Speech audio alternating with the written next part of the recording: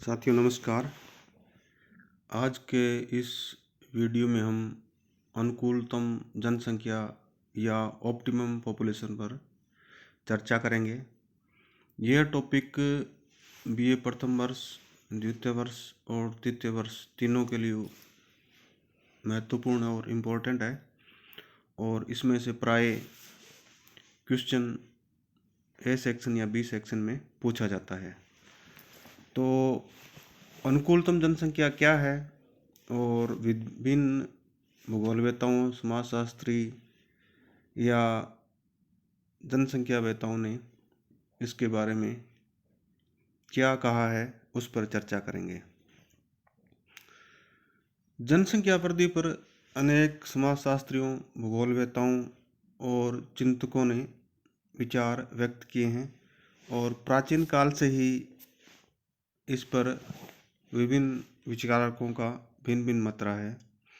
चीनी दार्शनिक कन्फ्यूशियस ने जनसंख्या तथा पर्यावरण के बीच में एक संतुलन की बात कही थी और इस तरह हम देखते हैं कि सर्वप्रथम अनुकूलतम जनसंख्या का जो विचार है वो कन्फ्यूशियस ने दिया था। हालांकि उन्होंने ऑप्टिमम शब्द का प्रयोग नहीं किया था। उसके बाद में यूनानी विद्वानों ने भी जनसंख्या वृद्धि पर विचार व्यक्त किए थे और प्लूटो ने जनसंख्या के नियंत्रण पर बल दिया था। इसी तरह अरस्तु, पोलिबियस ने यूनान सभ्यता का जो पतन के कारण माने थे उसमें कम जनसंख्या को माना था। और रोम के जो प्रशासक हुए ऑगस्टस, उन्होंने तो जनसंख्या वृद्धि के लिए कानून भी बनाए थे और उनका मानना था कि रोम के जो पतन का मुख्य कारण था वो जनसंख्या में कमी होना था। माल्थस ने भी जनसंख्या वृद्धि पर अपने विचार व्यक्त किए हैं और माल्थस ने यह बताया है कि जनसंख्या वृद्धि और जीविकोपार्जन के जो साधन हैं उनके वृद्धि दर में बहुत अंतर होता है। माल्थस एक इंग्लिश अर्थशास्त्री और डेमोग्राफर थे और उन्होंने 1798 ईस्वी में जनसंख्या के सिद्धांत पर एक निबंध यानी essay on principle of population लिखा था और उसमें उन्होंने बताया था कि जो जनसंख्या की वृद्धि दर है वो ज्यामितीय अनुपात में या ज्योमेट्रिक मीन में होती है, अर्थात एक के बाद में दो, दो के बाद में फिर चार, चार के बाद में फिर आठ, आठ के बाद में 16, इस तरह से जनसंख्या वृद्धि दर होती है। और जो जीवन निर्वाह के साधन है उसमें जो वृद्धि है वो साधारण गणितीय दर से होती है, यानी 1, फिर 2, फिर 3, फिर 4, फिर 5। और जो माल्थस ने जनसंख्या वृद्धि का सिद्धांत व्यक्त किया था उसमें उन्होंने जनसंख्या वृद्धि और जीवन निर्वाह पे चर्चा की थी। इसी तरह एक सिद्धांत और है, वो है डेमोग्राफिक ट्रांजिशन थ्योरी और वो भी जनसंख्या में वृद्धि दर, जन्म दर और मृत्यु दर पर बताता है।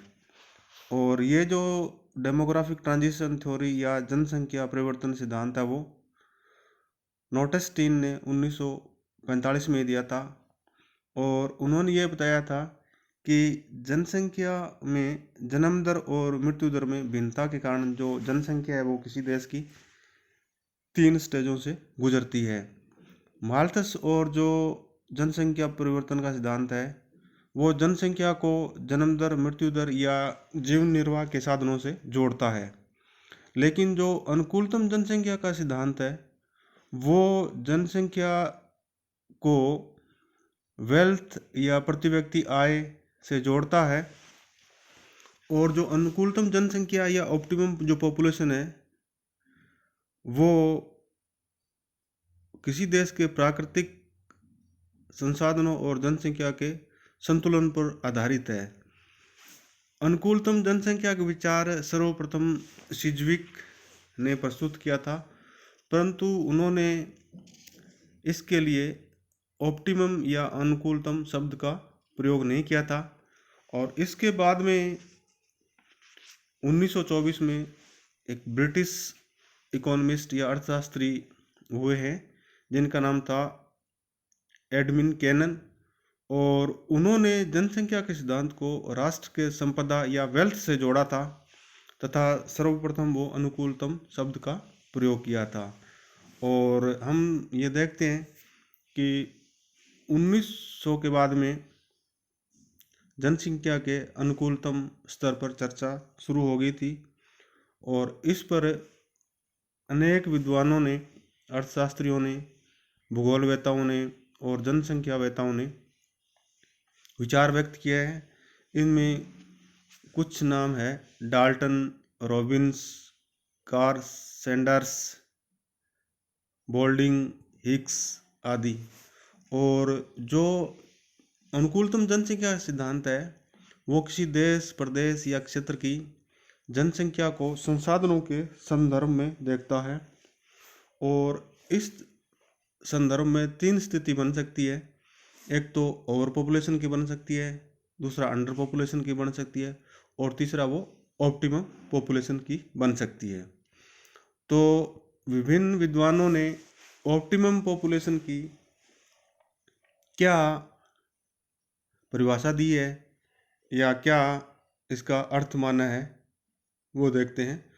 बोल्डिंग एक अर्थशास्त्री हुए हैं और जिन्होंने बताया है कि जब जीवन स्तर या लिविंग स्टैंडर्ड उच्च हो तब इस जनसंख्या का जो आकार होता है उसको अनुकूलतम जनसंख्या कहते हैं। इसी तरह हिक्स ने यह बताया है कि जब प्रति व्यक्ति अधिकतम उत्पादन हो तो उस जनसंख्या को अनुकूलतम जनसंख्या कहते हैं। डाल्टन ने अनुकूलतम जनसंख्या वह जनसंख्या है जो प्रति व्यक्ति अधिकतम आय देती है। तो डाल्टन का ये मानना है कि वो जनसंख्या का आकार जो प्रति व्यक्ति अधिकतम आय देती है या पर कैपिटा इनकम है वो मैक्सिमम हो जाती है, उसको वो ऑप्टिमम पॉपुलेशन कहते हैं। रॉबिन्स ने बताया है कि वह संख्या जिससे अधिकतम उत्पादन संभव हो अनुकूलतम जनसंख्या है, ये वजन नहीं है, वह संख्या है। और इस तरह जब ओवर पॉपुलेशन संसाधनों के संबंध में कब होगी, जब जनसंख्या की तुलना में संसाधन कम हो तो जनसंख्या के इस आकार को जनाधिक्य कहा जाता है। यानी कि जब पॉपुलेशन है वो जनसंख्या संसाधनों की तुलना में अधिक हो तो उस स्थिति में जो पॉपुलेशन होती है उसको हम ओवर पॉपुलेशन कहते हैं। और दूसरी स्थिति ये होती है अंडर पॉपुलेशन की, जब जनसंख्या की तुलना में संसाधन अधिक हो तो जनसंख्या के इस आकार को अंडर पॉपुलेशन या जनाभाव कहते हैं, क्योंकि उस स्थिति में किसी देश के पास जो संसाधन होते हैं उनको एक्सप्लॉइट करने का, उनको निकालने का और उनको विकसित करने के लिए जनसंख्या का अभाव हो जाता है। तो इस तरह ये दो स्थिति बनती है, ओवर पॉपुलेशन और अंडर पॉपुलेशन की।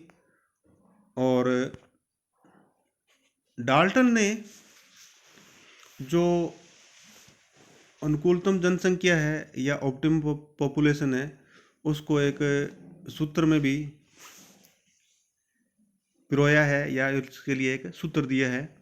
वो सूत्र इस तरह है, m is equal to a minus O divided by O. यहाँ पे m है वो माल एडजस्टमेंट या असंतुलन है, a है वो एक्चुअल पॉपुलेशन यानी वास्तविक जनसंख्या है, o है वो ऑप्टिमम पॉपुलेशन या अनुकूलतम जनसंख्या है।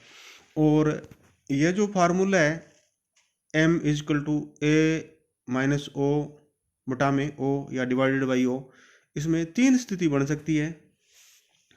नंबर एक, जब m इजक्वल टू 0 हो। जब m इजक्वल टू 0 होते हैं तो जो वो पॉपुलेशन होगी उसको बोलते हैं ऑप्टिमम पॉपुलेशन या अनुकूलतम जनसंख्या।